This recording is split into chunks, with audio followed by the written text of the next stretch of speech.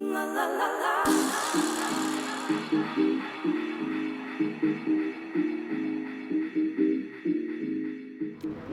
welcome back to our channel, Nick and Helmi. So today we are in Tokyo and we are going to Tsukiji Outer Market. Yeah, so there are two fish markets here in Tokyo. I think one of them is called Toyosu, which is more like wholesale fish market. We are going to the old one, which is Tsukiji, and there's a lot of street food. So if you've been following us, we've been to Hokkaido, which is like seafood heaven. So today we are going to try the street food here instead of the fish. So I believe this market opens around 5 o'clock in the morning. So as you can see, like a lot of people are already here, like smack bang early in the morning. I think if you want to avoid the queue, really come really early, maybe like around 7 o'clock in the morning, where everyone's still kind of sleeping. But 9 o'clock, wow, look at this, so much tourists, so much people here. My goodness, look at this one. That's a Wagyu beef with sea urchin uni right there. So this is the A5 Wagyu beef, but on top there's an uni. Crazy. I think it's a sirloin part too, right? Yeah. Oh my goodness, this is insanity. And then we know from our Hokkaido trip that the uni is super fresh here in Japan, so hopefully this is going to be exactly the same. Oh, it's dropped. Oh my gosh, uni in Japan is just like crazy good, really good. Tender meat, and the uni just literally feels like jelly here. Some pork dumpling here for, I think one of them for 200 yen. So it's about $2 and it's quite big in size. It's also like a place where there's no much queue, and because we're kind of starving, gotta get some energy, right? So this is the first place we're gonna try.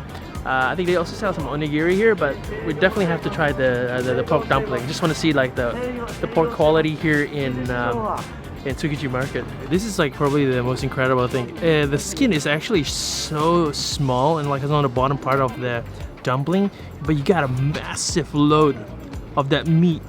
Like insane. Never seen like the meat overflow. Yeah, the meat actually overflows it. So here down the bottom we got some spicy soy sauce, I think, and I think that must be mustard there. But just gonna try the soy sauce. Damn, it's gonna be good.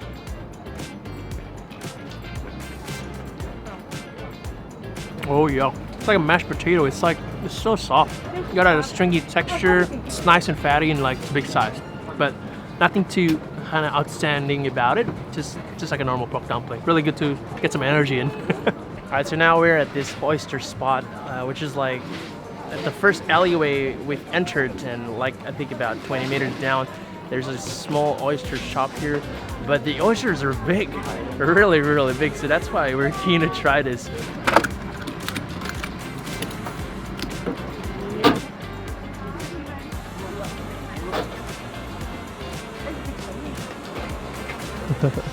Yeah, eating.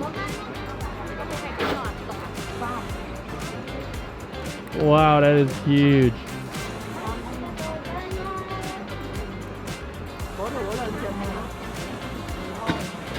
Wow, I was struggling to eat because it's like so big. So the oyster is quite cold. That's why like I was struggling. But yeah, it's super fresh. It's not like briny at all. It's like super good. I mean, Australian oysters are good, but this one is like wow. So the next place that we are going to is this crazy squid senbei shop. Like literally, we were here 10:30. Like there was nobody because they were still preparing, and we just got here at 11 o'clock, and the queue's like massive already. Oh my goodness.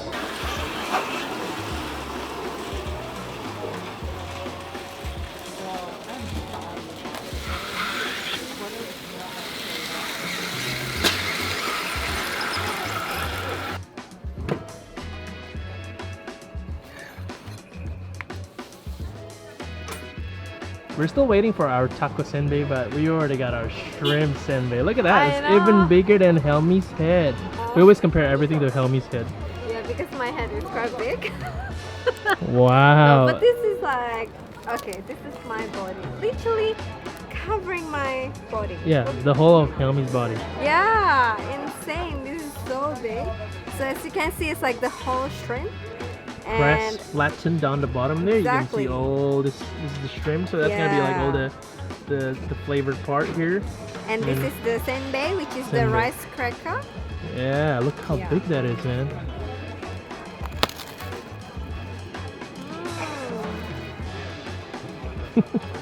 That beautiful crunch. Can't complain with the freshly made senbei. Well, the senbei itself doesn't have much flavor. It's just like a bit salty and savory. But I guess you have to eat it with like the ebi or the tako, Yeah. right? But for this part, it's just like a normal rice cracker, so it's like savory and salty. But if you get down to this part, I guess will be much better. So here we are. This is the taco, senbei. and this is the shrimp, the ebi Shrimp, one. The ebi. So let's try this one.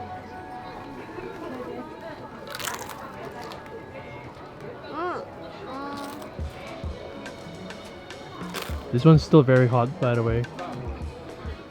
The squid is sort of like the whole squid, so you have all the tentacles out there. You got all the meat straight away. So this one is really good. I think it's much better than the ebi or the prawn. We should have come earlier because right now it's like 12 o'clock and everyone is out and about having lunch. But the queue is actually massive, so yeah, you really need to come early. 9 o'clock is I think it's a bit late. I think 7:30 maybe you start your adventure, and as you go along, you know, you go to the places that are opening up. Yeah. But there's always stuff open from 5 a.m. Yeah. But this one, the next stop is the tamago, which is egg, omelette egg, and it's only for 150 yen. Yeah, and the queue is 1.5. really long, but it moves really fast. This particular one. Well, it must be good, right? If everyone's queuing. And Let's hope so. who doesn't like tamago? Unless you have allergy, I guess. Okay, fresh tamago. Very eggy, like it's kind of filled, like from top to bottom, like layers of them. But there's like I don't know, I can't make out what the sauce is. There's a slight sauce that they put in it, and it's actually sweet. Nick is right. There's like a bit of dashi because you can taste like the sweetness, and also on top, yeah, maybe they sprinkle a bit with the dashi. It's pretty good. It's very sweet though, and yeah, who doesn't love egg, right?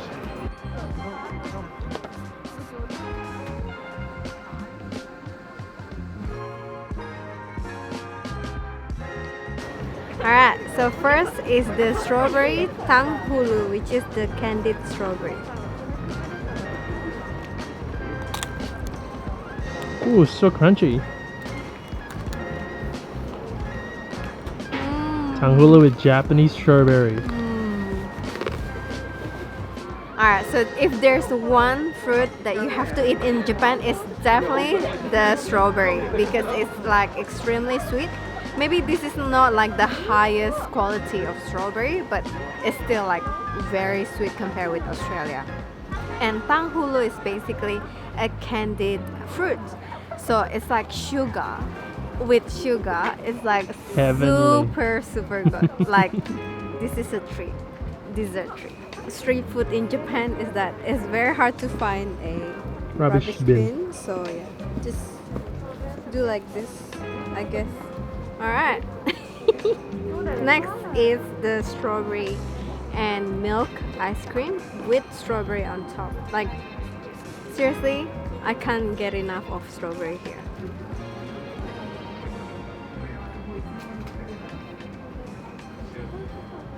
The ice cream is like so creamy and so smooth, but because we just got back from Hokkaido milk, it's still much better. Like if you are in Hokkaido, trust me, eat the ice cream. It's like seriously good.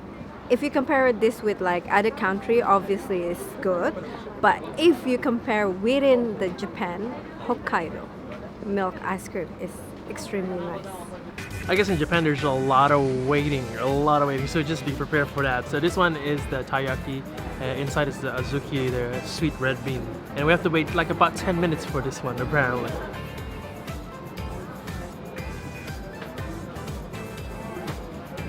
Me and Helmi were always a fan of azuki red bean, and to eat them here fresh in Tokyo is one of the best things, right? It's got that kind of natural sweetness, and the batter's not too thick as well, so you really just can feel a bit of a kind of filling right after you bite it, which is really, really beautiful. Like I said, the next place that we are going to try is definitely this one behind me. They're doing eel skewers, or we call it unagi. And I love this because they actually do it over charcoal. And I think like that should be kind of like the Nagoya style, like Hitsuma Bushi, right? So it's like you got that charcoal kind of aftertaste, that crispiness. So I don't know if this is really charred though. I don't know which one Helmi got, but let's just give it a go. Nice and sweet. I love that. It's a little bit of a sweetness coating on it. Not much of that kind of charred aftertaste. I see one over there that's really charred though. I kind of want to get that one. Like this one is like No choice, Nick. Yeah. They just give it to you. I just give it to you. Yeah. But I want that one because I know I've tried Hitsuma Bushi before in Singapore. I know it's a pretty away from Japan, but like that particular place in Singapore was really, really good at doing the Nagoya sauce. With rice though. Yeah, that's with rice. On This one isn't with rice, just a skewers. But it's sort of like earthy kind of taste.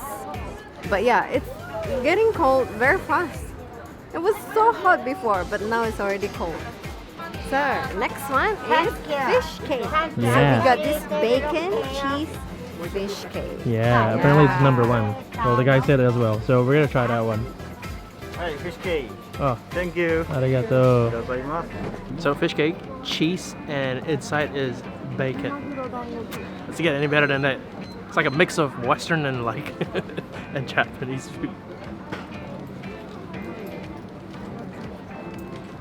Wow, it actually works. It's incredible. Like the fish cake is so soft inside. Then you got that kind of cheese burst right there, like a melty cheese, and then the sweetness of the bacon, the crispiness of the bacon right like behind it. Oh, this actually works. I love the cheese. So the cheese is really smooth, and it makes like the fish cake really creamy. Like it creams the. I mean, it mixes well with the fish cake. After a fulfilling breakfast, we decided to head down to TeamLab since it's only 20 minutes from Tsukiji Outer Market. It's probably one of the most breathtaking museums you'll ever experience in Japan, and we've been here a couple times. When you enter, you start at this room where you climb up this slope filled with water. Then the next room is filled with beanbags, which was a challenge to get through, but the reward is this infinite crystal universe room. By far one of the most breathtaking spot in the museum. So you thought, until we got to the water area. This is a room where the water is knee-deep, but a projection of beautiful koi fishes on the surface is really one of the most fascinating, feeling and surreal moment for us. Then a room filled with mirrors and giant balls inside.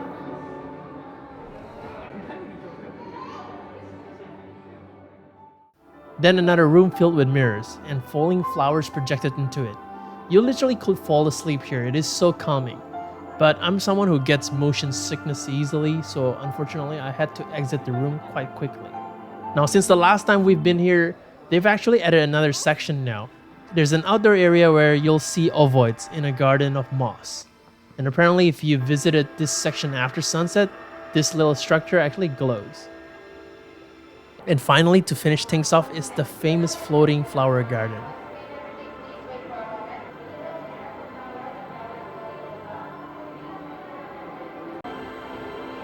Still by far one of the most incredible experiences here in Tokyo. Yes. If there's anything that puts Tokyo in the map, that's one of them, definitely. So we still have plenty of time before dinner, and while we are around here, we're gonna check out this place called Tokyo Joypolis. Apparently it's like a big arcade. Yeah, but arcade, a little bit like a theme park, yeah, like an indoor theme park. Yeah, so it's definitely for Nick. Well, we should check it out and Yes. see how good this place is.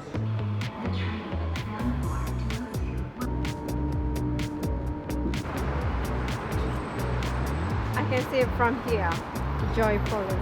Oh, Is that yeah, Legoland? Yeah. Yeah, there's also Legoland, Wow. Madame Tussauds, and Joypolis. Okay. The funny thing is, like, I didn't even know that there was a lot of like roller coaster ride here. So this is gonna be fun because Helmi's very, very scared of roller coaster. This is like an indoor entertainment, like a theme park, right? Oh my god, I didn't know. So crazy, man. There's like so many different floors. Look at this. Wow. This is like, I guess, like your time zone area.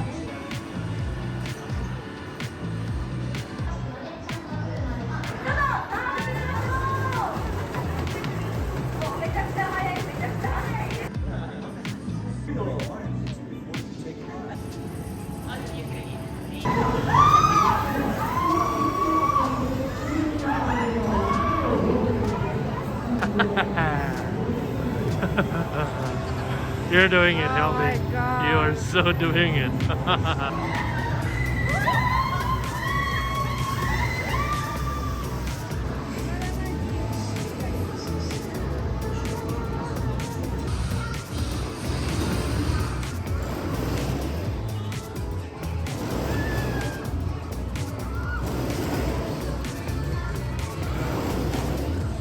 Okay, that was really fun. I couldn't show much because a lot of the rides you can't take your cameras or your phones inside. But yeah, there was some really, really fun rides, especially the half pipe one, the one I got Helmi to do, and also the roller coaster one. She thought it was just gonna be a really tame, like theme park or attraction or like an arcade, maybe like an arcade, Yeah, right? I thought this is But- just arcade. Yeah. There is arcade. There is arcade, but there is a lot of like, you know, It's like the mini stuff that I theme like. park. So now we are going for dinner. So we are going back to Ginza for our next stop. Is actually a tempura spot that we've been to. Now, Helmi thinks that we've never been there. Nope. And I said to Helmi, we've been there like one of our first trip about 4 or 5 years ago. So now we're gonna walk there. I'm gonna prove her wrong because this place does really good ebi tempura. Really, really good. Okay, so here we are, Helmi. I actually never. Yes, we have. Look, there is a lift, and we're gonna go downstairs. We've eaten here before. You don't believe me?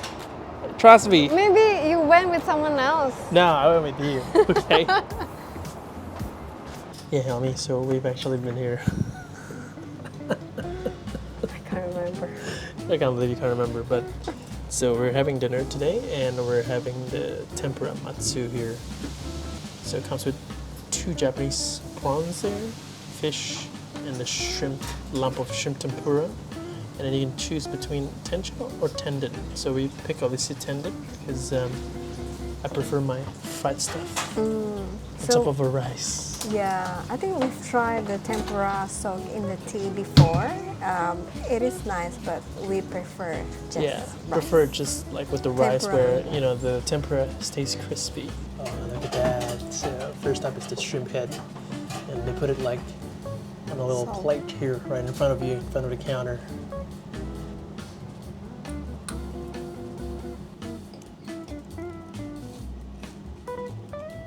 Oh yeah, really crunchy. And they recommended actually to dip it into the lemon or the salt, and not the tempura sauce yet. Apparently, let's try a little bit of the salt there. Whoa, now there's one hella soft prawn.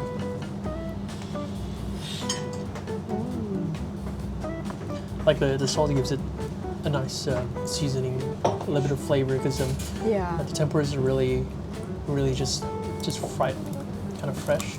There's no other seasoning on top, so that salt just gives it a bit of kind of umami kick to it. I guess the next one you can use the tempura sauce for that one. This is the fried fish. Trust the chef. That's right. This is scallop. Oh, scallop. Goodness me, that is really good fish. It's so tasty, so soft. The sauce too, it's light.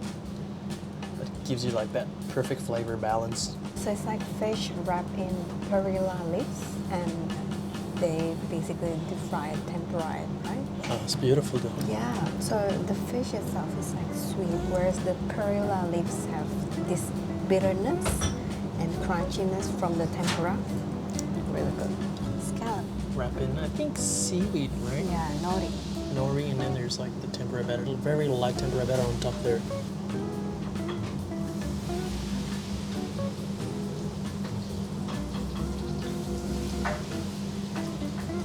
Suddenly, Helmi's in heaven.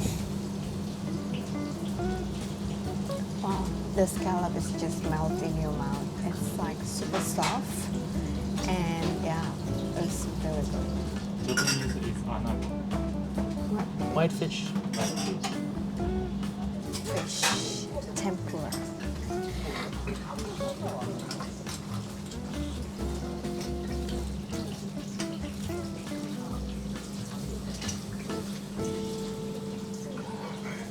Wow, I thought the fish gonna be like super soft, but this one have, you know, like sort of bounciness still.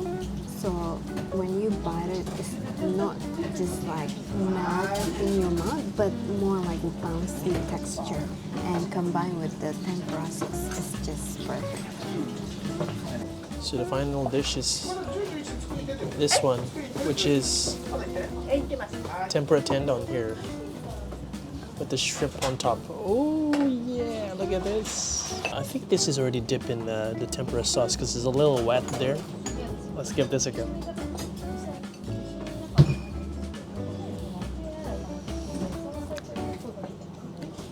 Oh wow. I don't think that's a tempura sauce, but there's like a sweetness flavor to it. So there's like crunchiness and the softness of the prawn, and then there's like a sweet sauce on top of it. Wow, that's beautiful. And then like the sauce is just like, it sips underneath to all the rice there. So it's really beautiful. Okay, so I thought everything's finished right after like the tendon. Like, oh my goodness, like there's more. Like they gave us coffee. They're like, Nick and Helmi, you're not sleeping tonight. By the way, this is at nighttime, by the way. Yeah. So they give you taiyaki. Yeah, and then there's a taiyaki dessert as well. Love this. This is great. It's a great set menu. Huh? I feel like, okay, so the good thing about Bib Gourmet dishes there is that it's good food, good quality food, and it's good value for money. I mean, that's for 50 bucks. If you convert it to Australian dollar, that's a good deal. In Australia, maybe $100 at least. Easy.